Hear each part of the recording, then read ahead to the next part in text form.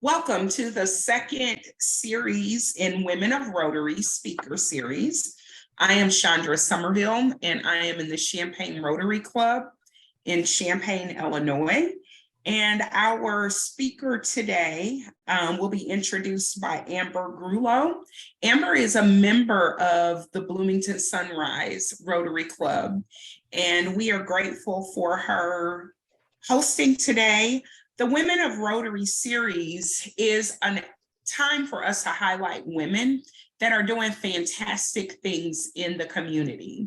And today's speaker is an entrepreneur, and we are excited to hear about her journey and her story. And so I would like to introduce Amber, who will be introducing our program and our speaker today.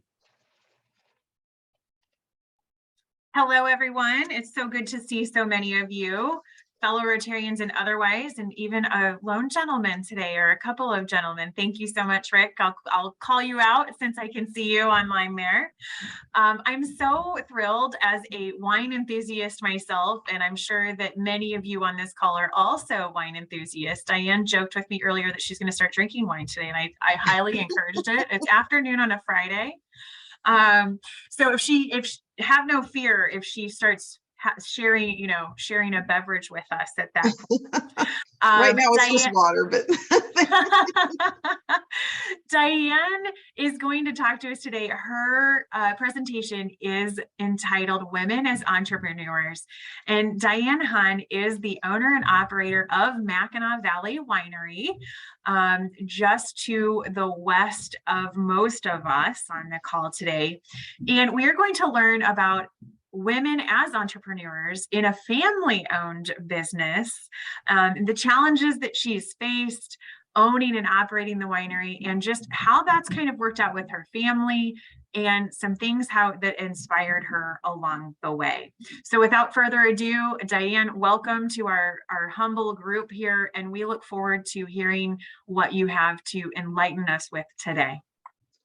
Thank you, and thank you all for joining us today. I know everyone is busy and taking time out of their schedules on what might be our last sunny day for a bit. So anyway, I just want to introduce myself a little bit. Some of you may know about the business Mackinaw Valley Vineyard and Winery. The business was started by my husband. He bought a farm property. He was a farmer and a carpenter and bought a farm property, and it was just a family farm and home. And that was in the early 90s. And then he got interested in specialty crop growing and looked at different things and came upon growing grapes and started the vineyard part of the business and the grape growing part. And as that morphed, he started to do interested in winemaking and different things, and met people in the winery industry, and they encouraged that. And so then he started making wine and built the original part of our building, our tasting room, onto the back of the what was then a house, and started the business that way. And then so next year will be the 20th year the business is in operation. And we met through a business contact. I would say, and I would say most people in the wine industry are this way. Not many people in the state that I know, and I know most of the wineries. I'm on the board of the Illinois Grape Growers Association. They come to it from different career paths through their life, and they may start out in other fields and other careers and then become part of a winery business or family winery business that is growing. And so I'd say our story is pretty normal in the state of Illinois, maybe unlike other states. But other businesses that I helped start and then passed on to others. I had started a magazine in Peoria with a partner called Numero, and it was a Things to Do magazine and about interesting people and places in Peoria. And that was a natural fit and a connection. And that was how I met Paul when he was just in the early starting of the vineyard. And we immediately had a connection. I think just the spirit of entrepreneurship and wanting to do something different. And so we met and married, and we both brought 3 kids to the family business, and 2 of them still participate in the business on a daily basis. And when another business that we had was a restaurant called Water Street Wines, Cafe and Coffees. And we ran that simultaneously with the vineyard for about 3 years. And it was in the waterfront area there in Peoria. My business background coming up through many years, I have no problem telling anyone how old I am if they want to know, but started by working really, worked at colleges as my first husband was going through school and then advanced degrees. And we moved several times around the country, which was interesting. I think as somebody with maybe an entrepreneurial spirit, you get to see different parts of the country. I've lived in Ohio, Michigan, Missouri, California, and then back here, and been back here for 27 years. Anyway, so just seeing different parts of the country, what people like in different areas, seeing California, obviously wine country, things going on out there, and visiting that when we lived there. Even Southwest Michigan was in the infancy of wineries. So I always was exposed to that a little bit. But anyway, and my other employment, majority of it was spent in hospital, academic hospital systems in University of Missouri and Loma Linda University. And I was in management positions there. And that gave me a good background in large scale logistics and large scale business applications. And it was, and that's always valuable, I think, to get some perspective if you're an entrepreneur and maybe you're thinking of starting a business, to really have some background in how other businesses function and run is very helpful. And whether you're doing a for-profit business or a nonprofit business, it really, it helps give you a kind of a grounding and an idea on how things work to a large scale. Maybe to bring it down to a small scale is easier. But the property now that I own and operate with the help of two of my adult children and other wonderful people is Mackinaw Valley Vineyard and Winery.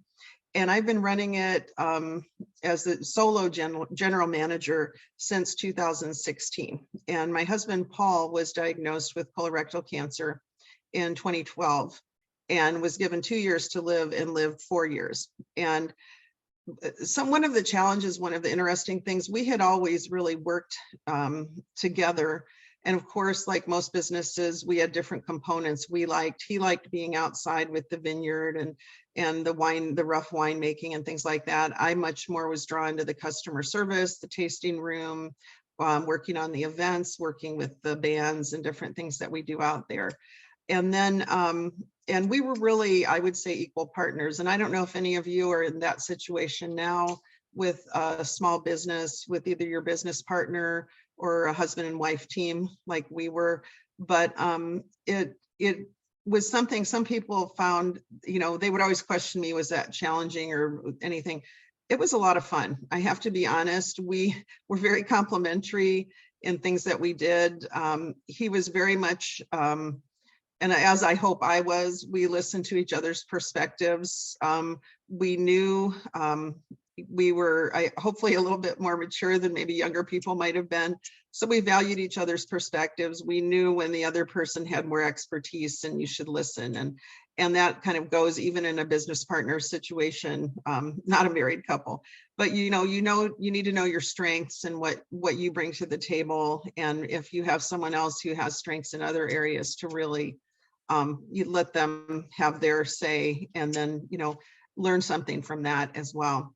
But anyway, we really worked together. The winery, when we had met and married, was really in its beginnings. And I had a friend who runs a complementary business to ours that we worked with closely over the years, come to me a few years after I was involved in the business. And we had grown it a lot at that point. We'd added some buildings, added a lot of additional events and services. We went from a couple weddings a year when I started to now we're probably averaging 20 weddings a year, some years more. This year we had more, and that's in addition to the concert events, corporate events, different festivals and things we do throughout the year.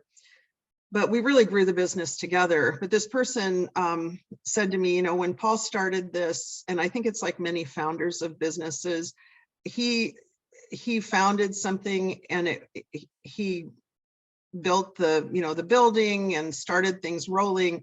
And then when I came in, I kind of helped bring it to a new level. And this person said to me, when you joined Paul, you really helped make this a real business, not a hobby business anymore. And I think that's a thing with entrepreneurship that we were fortunate in that as a team, we brought different things to the table. But entrepreneurs, and I have several friends, one started a company called Excalibur Foods. And again, it was started as a small family business. It's a large seasonings company now.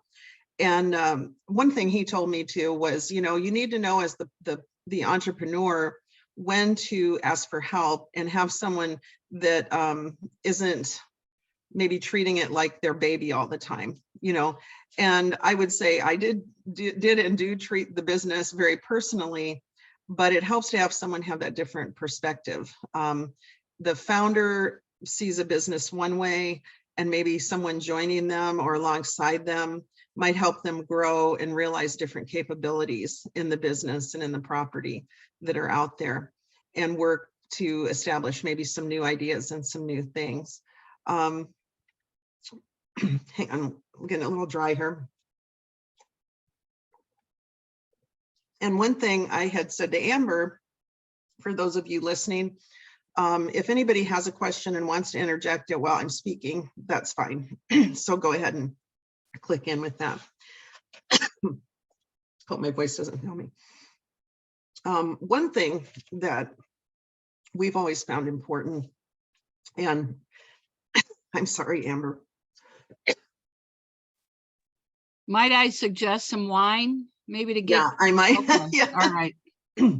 Great suggestion, Leanne. And I will definitely, that chat box is open for anyone that would like to drop a question in as we go.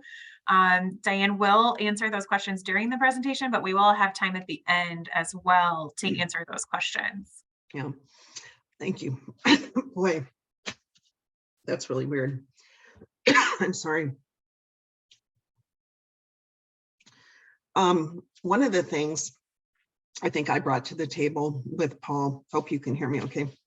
One of the things I think I brought to the table was I had a lot of community involvement and relationships with different nonprofits and different things through the magazine that I was publishing that I helped found in Peoria. And so we kind of quickly learned to incorporate outreach for different nonprofits that we could help. And Easter Seals is one of them.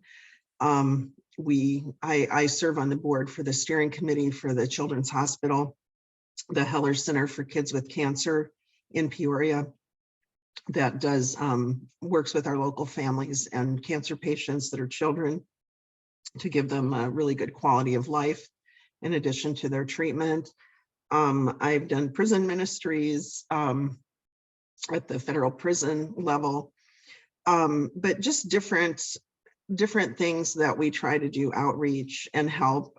An unlikely partnership, and I think this is where I'm going with this is, be open to supporting things that are local, maybe things in your business that most people might not look at and think, well, that's a natural fit. Kind of find your own level with things like that. One of our successful partnerships, we do a fundraiser one day a year. It's usually in the fall for the Greater Lutheran Ladies Group of Peoria. And they do a fundraiser for their children's foster services. And until I met them, I didn't know that they help fund about 70% of the foster care services in the state. And so they do a fundraiser for that at our place. And that is, it's fun to be able to give back. It's fun to do things that, people might not expect. And they approached me and said, hey, you think we could figure out a way to help? You could help with this. And I had gotten to know some of the members, and I'm like, sure, why don't we do that? And we've done different Special Olympics things over the years with that group. We had a lip sync contest. We had an Easter Seals family do a concert and fundraiser at the Vineyard one evening for them. So I think that's the fun of it, is know your core business model and things you need to achieve to stay successful and be successful. But then look broader than that into your local community and think, how can we fit in? Or maybe what would be an unusual way to help, or how can we contribute in a way that it might not just be, you know, writing a check for something that's meaningful to you, which is very good to do, of course, but just other ways that you can help and do things. And one question, Julie, came out, I just saw on the screen, to advertise our events and our calendars. You know, we'll be there 20 years next year, but I never feel like we need to just sit back and go, well, everybody knows where we are and what we're doing, and it's all good. I put a lot of emphasis on that, just getting the word out. We have a very active Facebook page. I'm very fortunate to have a helper with that. And so I rely on him. His name is Ben Chase. Give credit where credit is due is another thing I would always tell people. But he really loves doing the Facebook page, and we have over 20,000 followers. Of course, really, you know, in the world we live in now, social media is such a huge thing. So your Facebook page, your Google page, it amazes me. There's many months when I look at our Google page and we'll have close to 30,000 people that looked at the page for different information. Your website's important. And I'm always kind of trying to study what the new curve is and what the new thing. But one thing that I thought was a good seminar I went to was, when people first meet your business, they're probably going to meet it by looking, if they're going to your area or they're looking for, you know, a winery or something, they'll probably first see your website. And it's important to have that up to date, looking good, showing what you have to offer.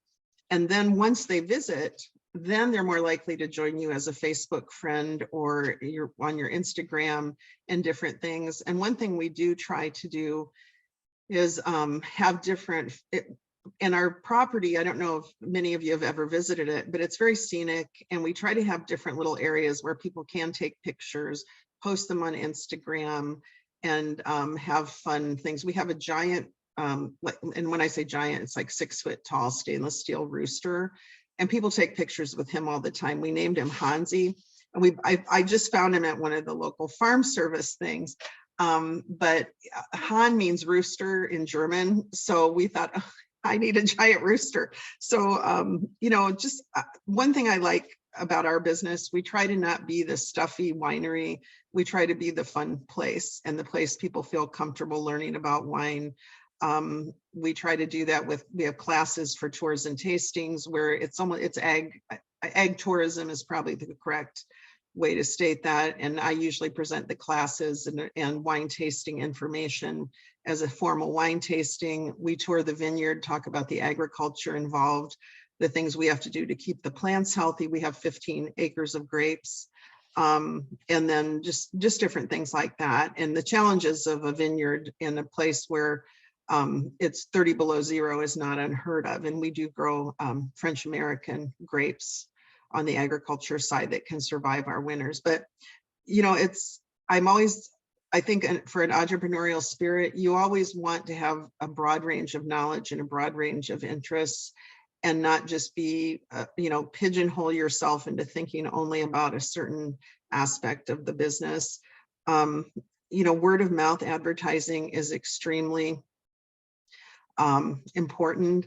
And then one thing I think people still really like, we have an email newsletter with about 5,000 subscribers, and our open rate is around 25 to 30%. I do it once a month. I try to really limit it. So if people see the newsletter, it's not a weekly or daily thing. You know, it's something that they'll see it once a month, and we bring them up to date on what we're doing.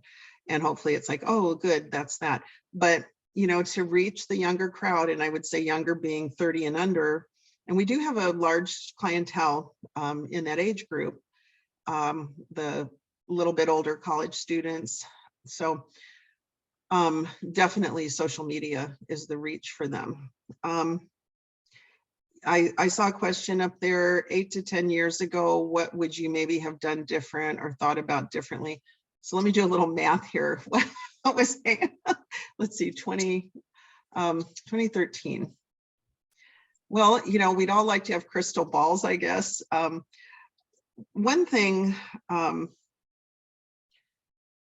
know, I honestly, when I think of 10 years ago, we were still really, I think every year was a new adventure as far as adding things. And here's one thing I would tell you that I would always do different. We built, for instance, a pavilion building for wedding receptions, and it's a huge building, okay?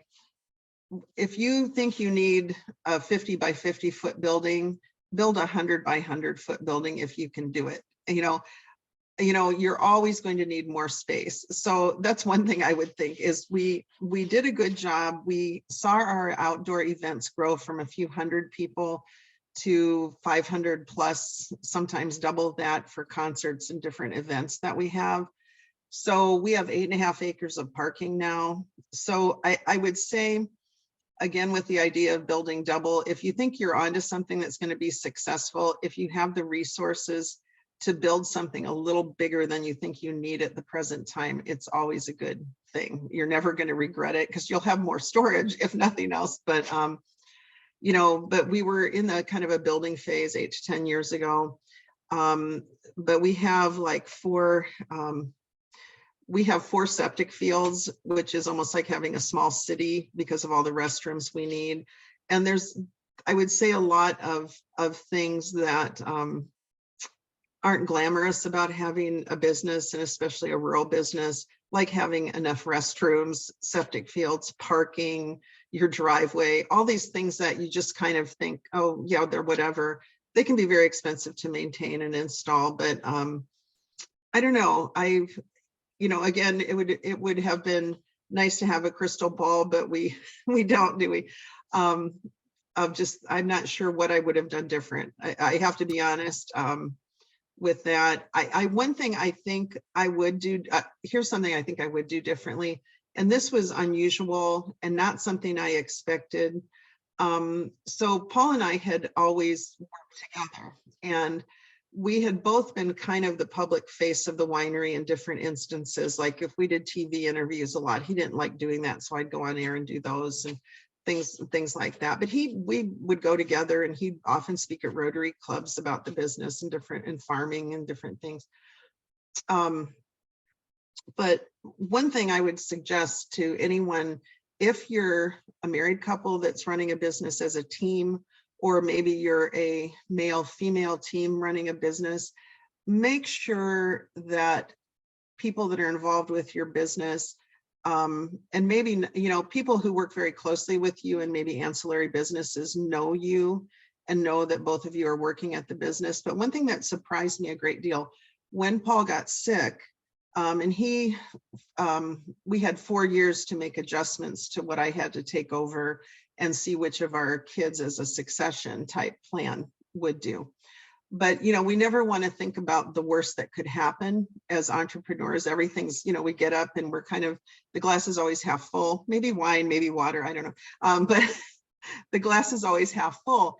But you do need to do some succession planning before you're in, I think, the situation we were in, whether you're a married couple or even a business partner. If maybe one of you through illness has to walk away from a partnership, or you know, is still in the partnership, but the burden falls heavily on the person who's healthy and able to do things. And if it is a family business, you know, honestly, having conversations maybe before you need to with adult family members, you know, children especially, do you want to be involved? To what level do you want to help? But the other thing that was very surprising to me when, because I had been really shouldering the load those past 4 years with caring for a very sick person, running the business, you know, mom, family, even though kids are adults, sometimes they're still challenging, as many of you I'm sure know. But when it became evident that Paul was very ill and wasn't going to make it, and shortly after he passed away, I had many people approaching me thinking we were going to close the business. And that became a thing where I was getting feedback from people that knew me saying, you know, there's people talking about that you're closing or you're selling the business. There was no such plan at all. It became just, truly gossip, is the only thing to really call it. So I'm not sure how I would have headed that off at the pass, because we gave no indication to anyone that we were closing, or I wasn't competent to run it, or, do what we'd been doing the whole time he'd been healthy and ill. But yet that came up. And I have to say, and I'm speaking mainly to women here, I don't know if that was a perception because I was the female in the partnership. Had I been the one to be ill or pass away, would people have thought, well, oh, he's going to close it because she's not helping anymore? And that kind of hit me in a weird way. I didn't expect that. So I think, maybe something, and that's 7 years ago, 8 years ago, I guess, maybe that we would have done different is if you're having a situation like that, be very public about, we're here strong, we're staying in business, things are good. There's no, we've got help coming in to do this or that, because that was kind of a strange thing I didn't prepare for or think would happen. But also kind of knowing, as an entrepreneur, you can get very focused if that's your mindset on like, oh, the next couple of years, what am I going to do? But you do need to look, where do I want to be in 5 years? Where do I want to be in 10 years? Where do I want to be in 15 or 20 years? And focus out that far and have that conversation with yourself and maybe other principal people that are helping you to find out, if you're assuming you have a family business and an adult child is going to come in and help with it, do they also want to do that or not? That's really important to know in your strategic planning. And that I think one of the questions I saw on the screen was, with the vineyard the size that we have, do we need to supplement or do we grow enough fruit? The vineyard itself is about 25 years old, so the plants are very mature, and we do have a good backstock, I would say, of different types of wine. So as you rotate inventory, and some, like we might have, let's say, 5 different kinds of white wine, okay, that are sweet and semi-sweet. Well, one probably is more popular and that'll sell quicker. But then when that's out, we have something else to offer. And that's changed over the years. When we first opened, we only had 6 wines. Now we have over 24 wines on the list. And this year we had kind of a bumper crop. Some years we don't have as much, and that's a bit of a struggle. What we try to do if we need to supplement is, if there's other local grape growers in the state that we can supplement with grapes or juice from, we do that. And then also, if we need to supplement because our volume isn't high enough, there's different places where you can buy, and we try to really use things off our property and Illinois product as much as we can. But if we need to, like a good example, our red grapes that we grow, that can be highly acidic because of our soils and our growing season, and that can be a bit of a challenge. So there's been times where we might have 500 gallons of a red wine, and the acidity when you're doing the chemistry on it is higher than you'd like.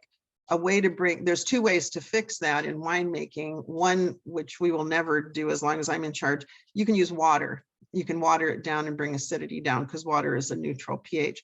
Or you can get a finished wine and that's a lower pH and bring it into balance that way. So that would be something that we might do. Maybe you'd need 50 gallons of a lower pH wine to bring a higher pH in balance. So those are things you do in winemaking, just to try to work with things and make things an optimal taste and product. So hope that answers that question. It is a struggle when you're first opening, and some to have enough product. And that was one reason the grape vineyards, primarily the 15 acres, went in like 97, 98. Paul wanted to wait until 2003 till he had wine that he had actually made on premise to sell. And that's why he started. And that is very stressful the first few years you're open, to run out of things. By now we have enough stock and we can rotate things. Our yields are quite high because of the age on the grapes. They just produce a lot more fruit. So let's see. Diane, could you talk Yes. a little bit about learning that chemistry process? As you noted, Paul was very involved in the growing of the grapes and that piece of the business. Yeah. And you were more that customer service based in that Right. regard, Yeah. very balancing out those strengths that both of you had. Well, yeah. So, it's like any small, I would say small business or whatever, and I would hope, and I think this is an entrepreneurial spirit, maybe I don't want to, you just step up and do whatever you need to. Okay. So for instance, how did I learn chemistry? Well, with wine chemistry, and that was something, as much as Paul liked farming and stuff, he never really enjoyed that. So there's a lot of classes, like I belong to the Illinois Grape Growers and Vintners Association. We have an annual conference. We have people that are like a state enologist, state viticulturist. So enology is wine science, winemaking science, viticulture is vineyard growing. But I checked around and Paul wasn't as interested in the wine chemistry. So I checked around, went to seminars. We have a little machine that we run tests on for acidity and titratable acidity and all sorts of things. But I will tell you, now I have our son Eric is trained in it, and we have our former state enologist, who fortunately for us lives locally in Peoria, comes and helps us do consulting for finishing wine and finishing some of the chemistry. But as far as you're doing a lot of testing all through the process of acidity, sugar levels, all sorts of things as you're bringing the wine in from the field, crushing the grapes, putting it in the tanks. You're clarifying it by racking, which is moving it from one tank to another and letting the solids and the yeast that were involved in fermentation, they die, and then you put them through, you let it rack out, which means the solids fall to the bottom of the tanks, and then you pump the clarified wine out of the tanks. But it was very crazy, and I can remember this. We would have wine ready to bottle, and I would leave the hospital, come home at about 11 o'clock at night. I'd have the wine samples, and I'd be running the samples through the testing module at midnight. And then at 8 in the morning, before we started the wine bottling line, I'd be calling our state enologist, who was super helpful, and saying, okay, here's my chemistry readings. Here's what I think I need to add, to do this, that, and the other thing. And he'd be like, yeah, okay, no, don't do that, do this. And, it was very stressful, I'll just say. But so through the years, Eric got more involved in that, Paul's youngest son. And so he really runs point on that. And then he does a lot of the rough winemaking work. And then we'll sit down together. It's called bench testing. So when we're ready to come up with the finished wines, it's just like cooking. You take the wine and you decide, we ferment everything to dry. And then you take the wine, if we want to make a sweeter wine, and you just have measurements, and you mix, you start with a quart of wine and you put this much sugar in it, and you decide if you like it, and if you want a little more, add more.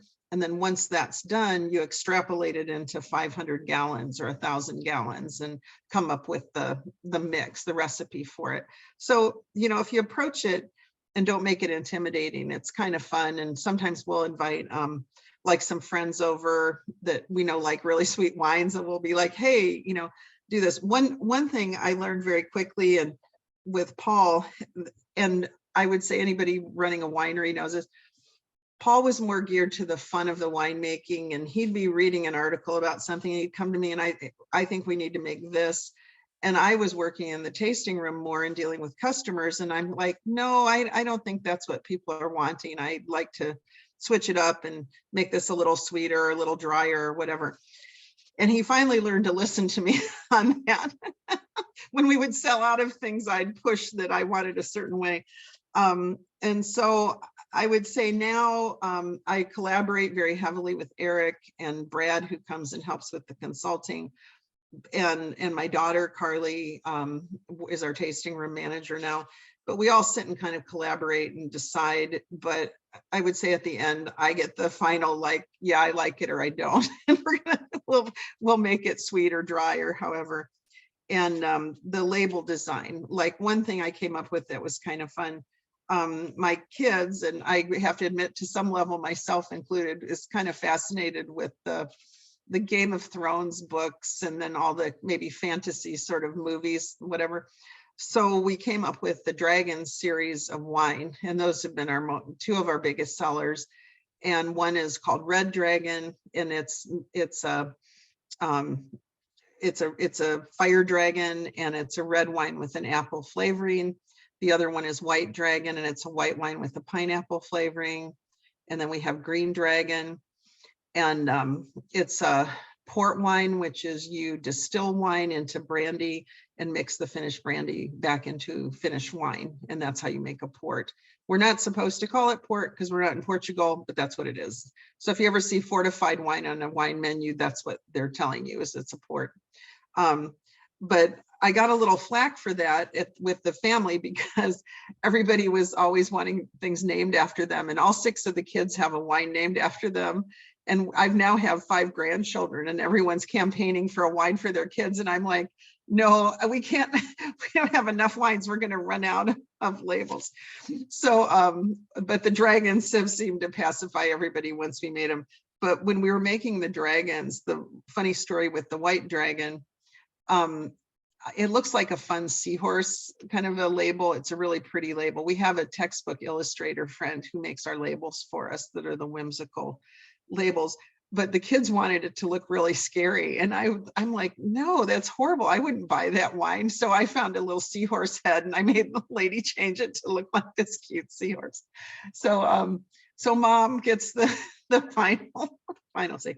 But anyway, what was the question? There was a question that popped up. It was a question about online sales and Yeah. if you participate with those presently. We have not, and for several reasons. We do sell wine wholesale to some local stores like Binny's, Friar Tuck's, Broadway Liquors in Pekin, in East Peoria, a couple places. So we do wholesale, and we are licensed, which is kind of unique in the state of Illinois. Wineries can wholesale up to a certain gallon level directly to a restaurant or another business, a store.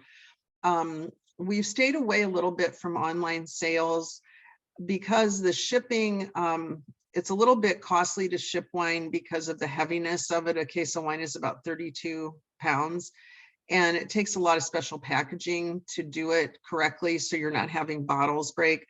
But our other problem with that is we sell out. Like we have 24 wines on the list, but that doesn't mean we have 1 million gallons of each one. And so some of our wines, we might make, 72 cases of certain things, because that's all we have. And when it runs out, it runs out. And so then to have a wholesale club that might be expecting that, and shipping online or doing online sales, we might not have enough product to do that. Because I think because of the weddings that we have, and then the amount of people we have on property over the summer coming to the concerts and the festivals, we move a lot of product on our property, which is not always the case with smaller wineries. They do rely on more wholesale or shipping than we would. And I don't know if I'll change that in the future. We do have people that, are always like, well, do you ship your wine? And also shipping, it's because it's alcohol, there's a lot of legal issues involved on how you have to approach it and the licensing for it. You can only go through certain channels to do it. Someone has to be home to sign. And it's I don't know, it's a little cumbersome. And I know one thing I've thought of starting, but again, with 24 wines, I'm not sure with like a wine club. And a lot of wineries do wine clubs, but people come and pick them up. They'll have a pickup day. And then people come and get their wines, their club wines on pickup day. So instead of shipping things.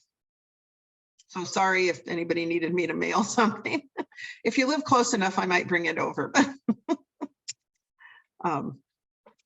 Let's see. And you had asked about the glass ceiling. And, we all come from different backgrounds and families and whatever. But one thing I would say, like my background personally, as far as being an entrepreneur and maybe not seeing limits in the way someone else might. I was raised in a family, my parents, my mother was a career woman before my parents married, and they were both in their 30s, which was very unusual in their day and age. And my dad and her married, and I have an older sister who's 4 years older than myself, but we were kind of raised like boys. I mean, we were allowed to do stuff. We didn't have a lot of limits.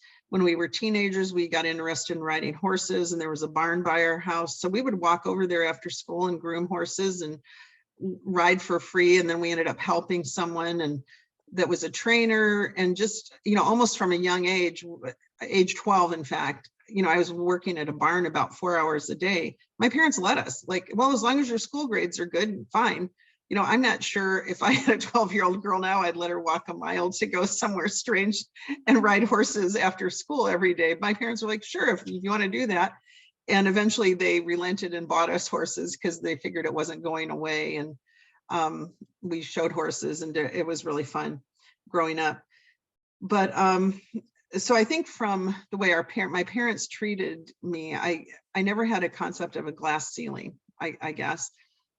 And I would credit both my mother and father with that. And my mom went back to work then when I was a teenager and was real successful in her career again. But I was fortunate as a young woman, I think, to work in academic, like in college, for colleges, my first jobs, because my husband was attending school at that time, and then worked in academic hospital settings, where I would say overarchingly the management of those places are very strong female people. And so in medicine and in hospital work, you very much see a lot of role models that you want to be like, that are, women in leadership people. And as a young woman, I was very fortunate to be mentored. And, so I never, weirdly enough, I would say, had a glass ceiling mentality, because I saw people that, by virtue, I guess, of their career in healthcare, there didn't seem to really be a glass ceiling to me. There were a lot of women vice presidents, and this was, 35 years ago. So when that was one of the questions, was talking about a glass ceiling. Is it still there? Is it a thing? Yeah. My sister works in international banking.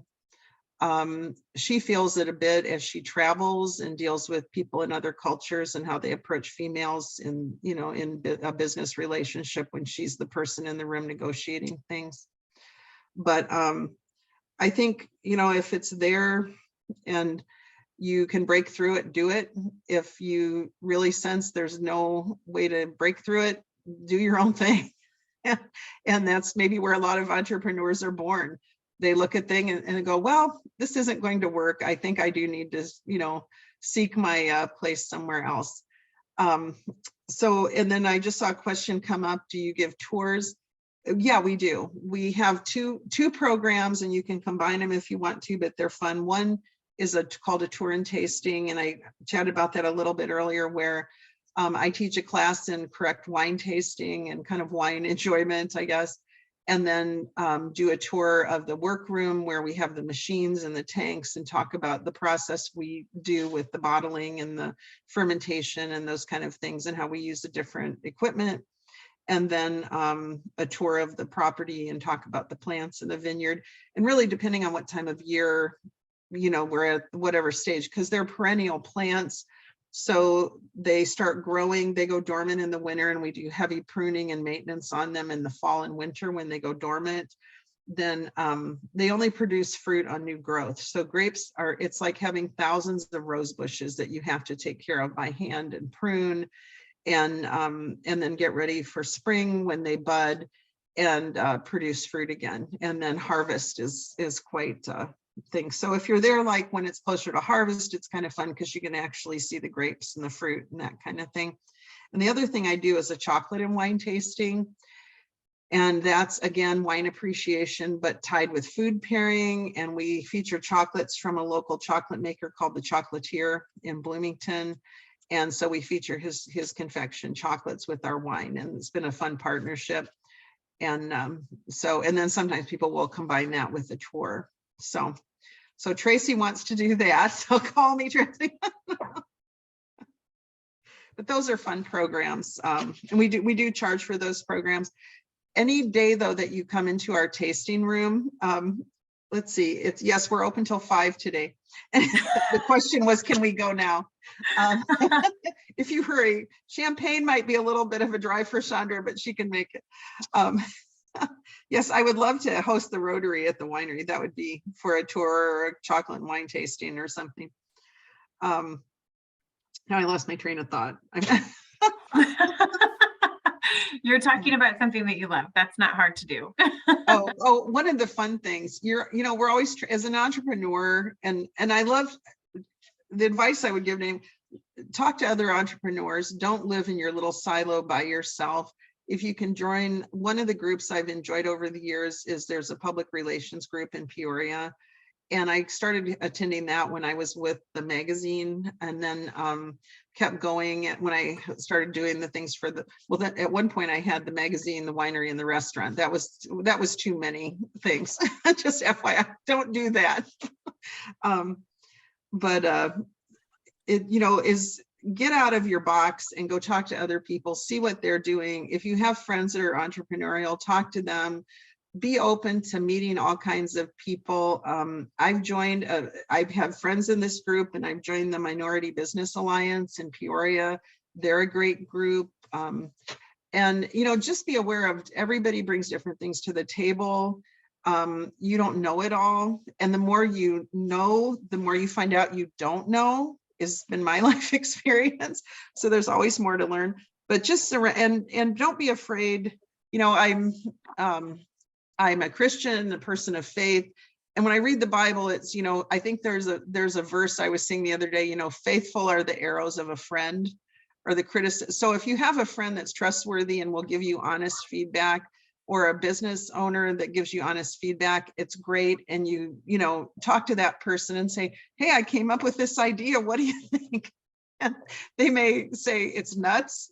Sometimes you may go ahead anyway, even if it's nuts. It's okay. And I would say I give Paul a lot of credit because many people, he was one of the first wineries in Illinois, and many people were, and he was a corn and soybean farmer, and people were like, have you lost your mind planting grapes in the middle of corn and soybeans? And I've had many people come up to me and say, boy, what an amazing, place, and you don't expect it. Oh, thank you for sharing the website. Yeah. So a lot of the history of the place is on our website, and then under the upcoming events tab, it'll show different things. And one of my favorite things, and again, just being open to crazy ideas, there's a lady, Natasha Green, that does drum circles in Peoria area with the schools. And her and I got to know each other. She helped with the Children's Hospital fundraiser. And we were kind of like, what can we do together? So if anyone's not free, the first Friday in December, you can come out and do a chocolate and wine tasting. And then we only have room for 24 because we have 24 drums. And then afterward, we play drums for an hour, and she leads us through a drum circle. It is the most fun thing ever. So yeah, but just try and think of weird, different ideas. So yeah, and our Facebook page, Ben would kill me if I didn't mention this, is Mackinaw Winery. And I do, the invitation is certainly there for everybody to visit and try wine. And if you come in just on a normal day as a customer, you can sample wine at the tasting room during business hours, and it's $1 for the first 3 samples and $1 each after that. So it's very affordable, and it's fun to just do a getaway. You can bring some food with you and have your own little picnic there with friends. We do sell the cheeses from Rop Dairy in Normal, and we have really tried to focus on local partnerships like Rop Jersey Cheese, the Chocolatier Chocolates, Donnie B's Popcorn out of Bloomington. The Monunk Chocolate Factory does the caramel apples in the fall, and we try to get those when we can. And it's wonderful because it's like, well, if no one buys them, I get to eat them. And then like Butch's Pizzas, our frozen pizzas we serve in the summertime. Those are made in Morton, Illinois is where they're at. So, I think anytime, and then other businesses like Farm to Wick, they make soy candles. They came to me with the idea of doing candle classes, and I'd had another friend who had done that for a bit. So I said, well, I want you to come here and we'll be the test dummies. So I'll bring 10 people, you bring 10 people, and we'll just see how it goes, you know, and if it goes great, great. And if it's horrible and you think this is awful, why did we think we wanted to do this? We won't. And they're doing very well with it. And I'm proud to say I was helped to just advise them and get them started. But it's fun too, to meet other entrepreneurs and encourage them and maybe help them figure out how they can get a foothold, or let them, if possible, use you or your staff or your business as the test dummies again, you know, and let them experiment and help them that, so that they're not maybe putting themselves out publicly and having a big problem. You know, you always want to fail among friends first. I think Absolutely. Absolutely. Well, Diane, we are almost at time. I want to give you a huge thank you for your time today. I know myself, I visit you after a triathlon every year, and I come drink some wine and I bring a picnic, and it's wonderful. And I sit out and I watch the rain roll in, to be honest. Both years I've done that. It's my new tradition to watch the rain roll in and see all the wedding people, you know, hide underneath the various shelters. We have a wedding today at 4. We have a wedding, and the bride is determined she's going to be outside, much to the consternation of her mother, who I talked to yesterday. And I said, well, tell the guests to wear coats. It's 30 minutes. They'll be in the heated pavilion when it's done. It's her day, Mom. And she's like, I know. So, there we go. Well, thank you again so much for your time today. And I will turn it back over to Chandra to close us out today. Okay, and thanks for joining, and hope you visit soon. Have a wonderful Thanksgiving, everyone. You too. Thank you so much, Diane. And I was just looking at your Facebook page and website, and I think I may have birthday plans in February so that I won't have to go far. Thank you all for joining the Women in Rotary series. If you notice, in the link in the chat are the registration for the other speaker series that we have coming up. We are taking off for the month of December, and we will be back in January with Tracy Koch. And we will be talking about the power of performance on and off stage. And then just a reminder, in March, it will be in person. It will be a lunch and learn. And so when you reserve for that one, just remember that one will be in person, and it will require a registration and also a fee for lunch. So just kind of keep that on your radar. Thank you again. And my biggest takeaway for today is the more you know, the more you really don't know. That's right. And so this is why we need community. This is why these speaker series are important, because we get an opportunity to learn about what is happening in our community. So thank you again for joining us. Diane, you were absolutely fabulous. Thank you, Amber, for hosting today. You were fabulous as well. And we look forward to joining you as well. Chandra, thank you all for joining. Yes, Leanne. Yeah. Will we also get an email to register for the other sessions? Correct. Okay. Yes. Thank you. Yep. And Diane, I stopped counting how many times you said the word fun, and I think it's a shame there's no fun havers on this Zoom. So Oh my gosh. Well, and I appreciate the group. What a good idea to have friends over and eat lunch and attend a meeting together. you bet. Cindy, that was great. That's the party reaction, Lena. If you see in the reactions, you can like do the party symbol. Got it. So that's where you can do the party one. There I you go. learned lots today. All right. Oh, well, glad to hear that. Glad to hear that. Glad to share. Thank you, Diane. everyone. Thank you, guys. Thank you all for joining us, and have a Appreciate fantastic day. Okay, too. thank you. Bye-bye.